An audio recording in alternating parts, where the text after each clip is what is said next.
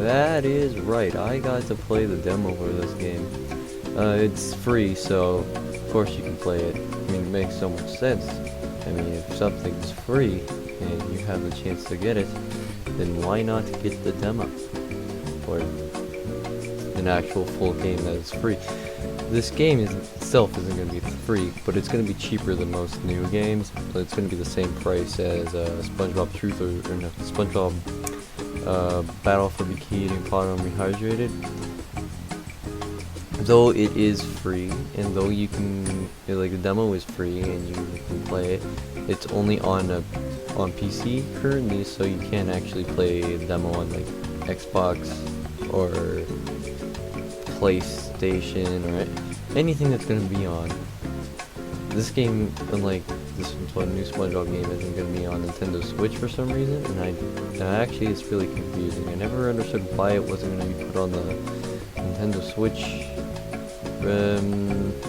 release. Like, I was confused on why they didn't put that on there, but I'm just only going to assume that maybe because they did say they might put it on there another time. They might have a Switch release that's going to be separate from when the game actually releases for consoles like Xbox and PlayStation and PC. The Xbox is like a 2-day early thing, so you can get the game for, like, you can play the game 2 days earlier before the release date comes out. So that is apparently something for the Xbox. It's not for PC or PlayStation, but I never understood that. That's a little weird. However, there are a lot of good things that come over this game. I mean, for one, the graphics have improved compared to the original, and even compared to when they first announced the game. But of course they're going to work on the graphics. I mean, like, you have the Avengers game that had like just the weirdest graphics. Black Widow looked like the worst, though I think Captain America's costume was the worst in that, to be honest. But the graphics may be good, but the audio, since they're using old audio files, the audio does tend to sound more staticky and sound like it was more on a radio. Boy, I can see why that would work for a game that's basically supposed to be based into the 50s. I mean, if you used it like that, then you hear the voice lines, it would sound like it's from a 50s movie. And I really wish this game also had a mode where you can turn the game into black and white, so then you can play it like it's in a 50s movie. I mean, it's not necessary, but it would be an interesting way to play the game for sure. The cutscenes and all that, from what I've heard, it sounds pretty normal. The cutscenes don't sound odd in any way from when I played it. I mean, with the audio, it sounded pretty normal, but like when you play it in game, where it's just the actual game, where it's not into a cutscene mode, it does sound pretty staticky when you hear. I mean, like Poxon is understandable, he's a hologram, so of course it's gonna sound staticky, but not so much for Crypto. He still sounds staticky. And then the farmers too, and all the other NPCs. Like, the biggest problem I had with this game was whenever you're playing through the game, and the NPC comes in, and all you're hearing from the NPC is them yelling at you or to shoot you. And when I hear it, I think they're really close to me, but they're like 5 feet away from me. Like, they're across the map. Like, they were across the 2 street lanes in the Turnip Seed Farm area, which is where the demo takes place, is in the first area in the game you can go into. That does seem a little strange though, and why they did that, but it's whatever, I guess. I mean, I just didn't like that. The next thing I like to talk about is the skins. The skins are actually very interesting. They have multiple skins. I wasn't able to look at any of the skins, but if you pre-order the game and you play the demo, you can actually get the clown skin, which I like to call the Pennywise skin. Not much to say on the skins. Basically, I think the next thing we should talk about is the first mission. So the first mission takes place as from the first game. It's the first mission, it isn't any other missions, because some demos take place in like a mission in the mid-game. But this is the first mission, and I think it's the best way you can make it for a demo, since it is a tutorial level, pretty much. Now it is the same. You basically take cows, abduct them, and that's pretty much what you do. And what I do like is the challenges. There are like optional things you can do, which is a challenge. Like, not in the first mission. It's pretty simple in the first mission. Like, the 2 challenges you can do is like throw a cow in the lake and kill the farmer's wife with a chicken, which I thought that was gonna be the hardest one, but it wasn't, because apparently the chicken takes out like half the wife's health for some reason. That is something that you have to address. It was really strange to see that the power with your PK in this game, you can shoot a hay at a tank or something, and it would make the tank go down to like a quarter of its health, and that was really strange to me, because that just makes me think, well, then the whole game I could play through just throwing a hay at everyone. Well, obviously not. I mean, you're gonna have other places that won't have hay, but still. And then finding out a chicken could take out a person's health like by half is weird. Now, of course, the farmer's wife is just a normal NPCs, and those do tend to be the weaker NPCs in this game. I mean, you got like the army men, the majestic agents, and the cops. Those are gonna have like strong health, and the farmer will have stronger health as well. It just was really strange to me on how they worked with it. And the next thing I'd like to talk about though is the gameplay itself. So I guess we talked about the PK and how like you throw things, but the full-on gameplay. When you start out in the first mission, you can't use your jetpack. You just jump normally, of course. But usually once you get in later on, you can use the jetpack. Like once the cops come, you can fly over to where they are. The PK is pretty simple. I mean, I played this on the keyboard, which I suggest to play this game on keyboard, because it actually is better to play on keyboard. I was surprised that was the case. This game is better controlled on keyboard than on a controller. I was really surprised, because this game was made for consoles as the original, so I wasn't sure how they're going to work the controls on PC, but they did really well on that. That's one good thing they did as well, is the controls for PC. That I'm not saying the controls for controller are bad in this game. I haven't used the controller for this game, so I can't really say, but it was pretty good for the controller, for using the controller or the keyboard, because the keyboard was honestly I had more fun using the keyboard on it, as mainly because the mouse kind of made the movement and looking around make you feel more free. I especially liked it when I used the PK, and it was easier for me to just fling the NPCs far off into the distance. One of my favorite parts was like throwing them straight up in the air. One time I did that, and I was confused, where is the guy? Where did he go? Because it said on the map he was there. And I thought he just like fell somewhere close to the water and he didn't die. And apparently not, because when I went to the area he said he was, I just see him fall from the sky randomly. And it was really funny. It took me a while to realize there was optional things you can do in this game, and I would have played like the full demo and showed you completely in the video, but I decided to just talk about it because I am doing a series on this game once it comes out. So I thought maybe just save the full thing, I guess, even though technically I am showing you footage of me playing the game. It's not really properly playing it.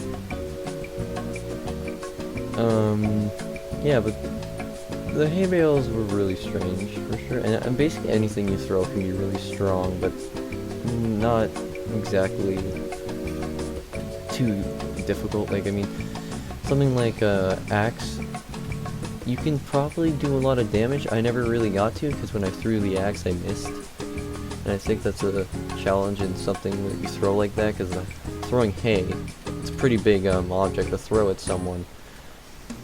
But it would take them out in one hit once you do hit them, and I think it would be better if like the smaller hay blocks they have there can like fall apart when you throw them, and then the bigger ones it takes a few hits and then they'll fall apart. instead of just staying up, because the only way they can fall apart is if you zap them with your Zap-O-Matic, and then it will just burn. I just think it would be more interesting if they fell apart.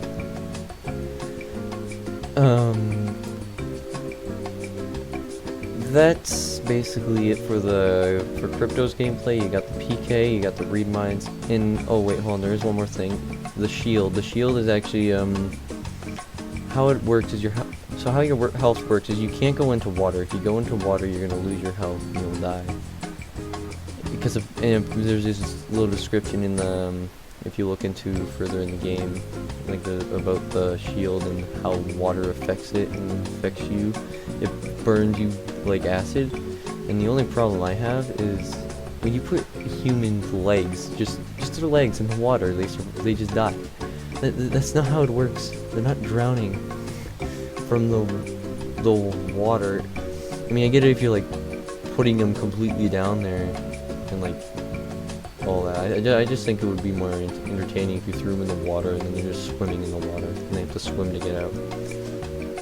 It just never made sense to me on how they die in contact with water. I mean, something like Crypto and him dying from contact from water makes a little bit more sense because he's an alien, completely different species from human. It makes a lot more sense for him to actually be able to get hurt from water. I mean, of course it makes more sense, but then you got so if you do lose your shield, if your shield runs out, it will go down. It will go down, but it will show a red marker on the shield, the health bar basically is what we'll call it, the health bar. And once you have it on red, any shot can be lethal, but I'm pretty sure it's just once it's at red, if you get hit one more time, you're dead. I don't think there's like a specific amount of shots that will let you live. I think you're just dead instantly. And you can reduce the time of it regenerating, because it will regenerate by itself by getting DNA or brain stems from the humans as well. The game for me was pretty easy, and the controls are obviously easy especially for computer. But it just didn't. Of course, this is the first mission, so it's not going to be too hard. It is the demo, but it just felt really easy to beat the characters. And I mean, the military, when you fight them, it feels like the original mission, of course, and everything else feels like the original mission. I just remember it being a lot harder to kill a farmer than it is now. But maybe it's mainly because it's easier. The PK is easier, and you could shoot while you're using PK. That's what I think it mainly is. So I will bring it to that. Now the jetpack pretty much works as it usually does. I'm not sure. I wonder if you can upgrade your jetpack in this game, because you could do it in future games. I mean, it could be a possibility to upgrade it. I'm not really too sure. I hope you can upgrade the jetpack to go further, but we'll find out as the game goes on. They had a dash ability that I wasn't able to use, and I'm assuming it's just not in the first mission, or it's just not in the demo.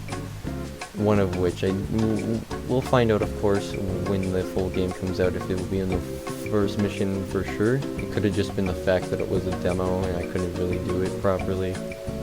I mean, who knows? But other than that, I guess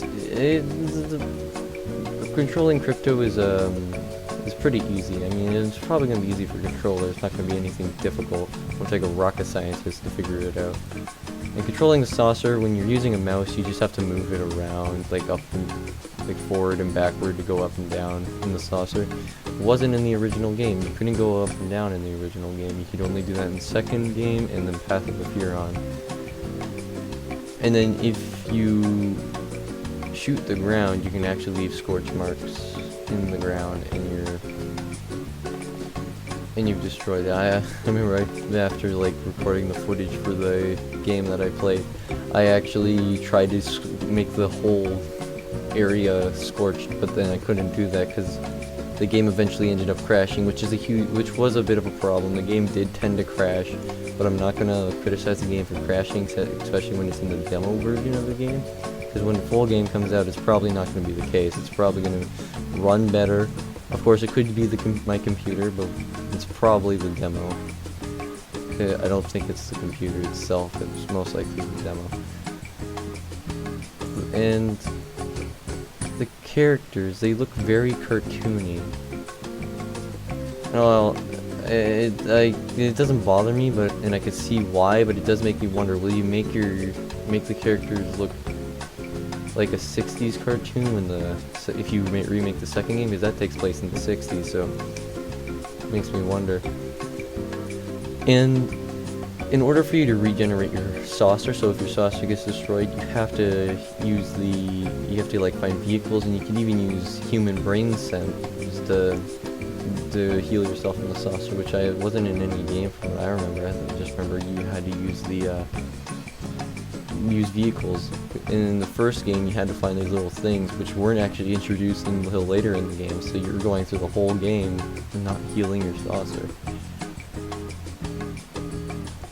But, yeah, that's basically all there is. I mean, you also got, like, things like the probes, which were easier to find in this game. Last game, it was harder for me to find all the probes, but this one, it was easier for some reason. And I think it's because the probes, when I see them, they were kind of more all close together than they were in the first game. They were pretty far away in the first game. And you got the probes, and then you got challenges, and there's only one challenge you can do in the demo, and you have to, like, put as many cows in the, obstructo beam or something, as many as you can. I think, like, the amount you could only put up is 65, and then when you get 65 in there, you get 3 stars. So if you get 3 stars, you completed the mission fully, which is kind of how you would 100% complete the game, is you would get 3 stars in each challenge, and you 100% it. But the general basis is you have race, destruction, and obstruction, I think. I'm pretty sure that's what it was. And I'm guessing, or was it rampage? I don't know, it was like destruction or rampage. And I'm assuming race is just you have to, like, from what I've seen, apparently you have to follow a robot and collect the things he drops, and you have to basically follow it, and if you lose it, you have to find it again. I'm not sure if you have to race the robot. I don't think you have to race the robot. I think you just have to, like, keep on track with the robot, and if you lose, like, I'm not too sure about how the race thing will work. We'll find out when the game comes out. But, you know, I'm guessing destruction or rampage, whatever it was called, is just destroying buildings or destroying the amount of cars or something like that, around the lines like that. And pretty much that is it completely. And I also am wondering if when they have the optional stuff you do in missions, will they just have 2 for each mission, or will there be more than 1? And then when you also got the upgrades. The upgrades are pretty simple for each gun, or for your psychokinesis and all that. And your shield. Your shield will get an upgrade as well, so you can upgrade your shield. But from when I looked in the upgrades, I didn't see anything for a jetpack, which is kind of disappointing. But who knows? Probably they might add it in or something like that. I'm not really too sure. There might not be an upgrade. I mean, the jetpack is fine as it is in the game. No need to upgrade anything. It's not like in Australians 2, where the jetpack was, like, completely lowered down or anything like that. So it should be pretty fine. But other than that, all I have to say is the game is looking pretty good, and the graphics are really good. And I do see this game being a success when it comes out. So I hope you enjoyed my thoughts on it. I think this game it looks pretty almost finished, but there are a few things they need to fix, like they need, like, the dash ability. I remember seeing a thing where when the guy did the first mission, he could do the dash ability, but of course you can redo missions, so that could be the case. Other than that, hope you enjoyed the video.